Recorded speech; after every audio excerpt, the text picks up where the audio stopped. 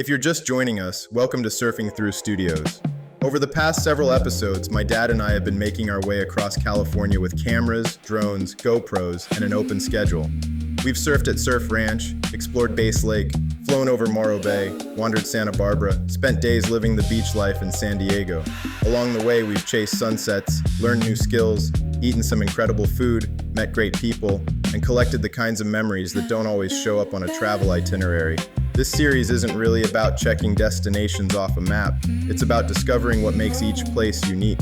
The people, the culture, the hidden spots, the unexpected moments that end up becoming the stories you remember most. And after spending nearly 2 weeks in San Diego, we figured we'd already experienced the highlight of the trip. Then somebody told us, if you're heading north, don't skip Pismo Beach, and whatever you do, get out to the dunes. That sounded like pretty good advice, so that's exactly what we did.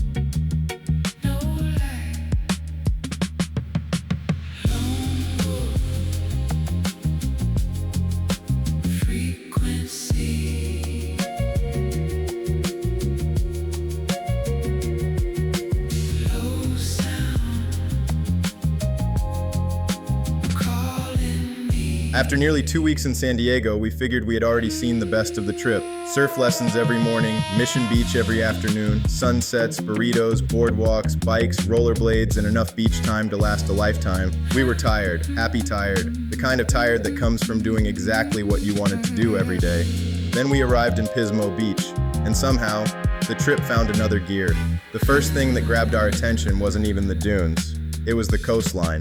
Towering cliffs overlooking the Pacific, long stretches of beach, incredible sunsets, the kind of scenery that makes you immediately pull over because you know the drone needs to go up. For the first couple days, we explored the area, checked out local spots like a steam surf shop, cruised around town, and got a feel for the atmosphere.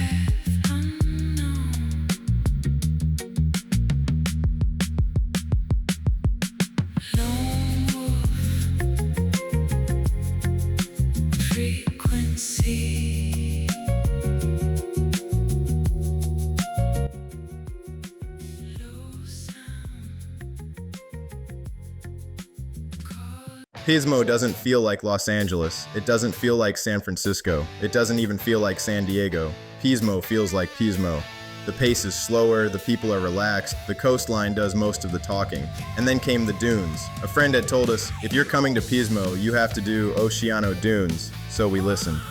The next morning we showed up early, went through the ATV orientation, learned enough to be considered mildly dangerous, threw on the helmets, mounted the GoPros, and headed out.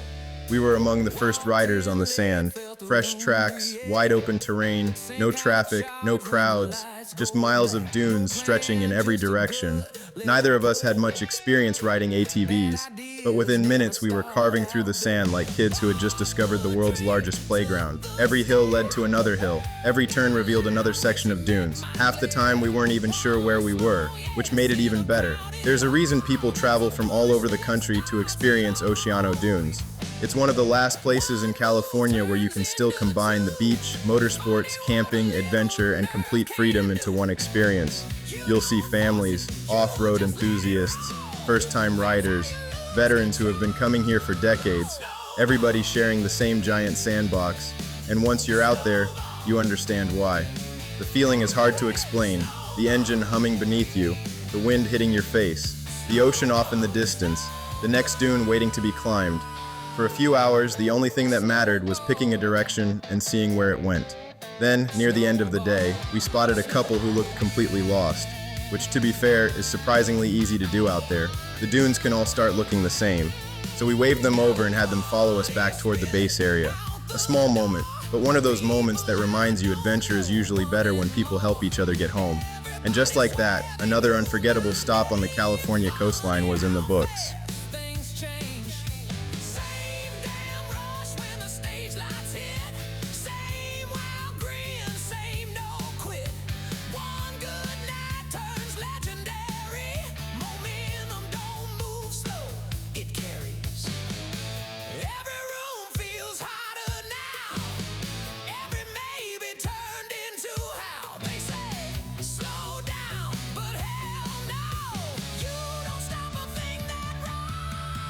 As we wrapped up our time in Pismo Beach, It was hard not to look back at everything we'd already experienced on this journey. A few weeks earlier, we were standing at Surf Ranch watching world-class surfers. Then we were ripping across Bass Lake on jet skis. We explored harbor towns and hidden coastline communities. We learned just how difficult surfing really is in San Diego. And now here we were flying across the Oceano dunes on ATVs with sand going everywhere and GoPros rolling. Every stop brought something completely different. Every town had its own personality.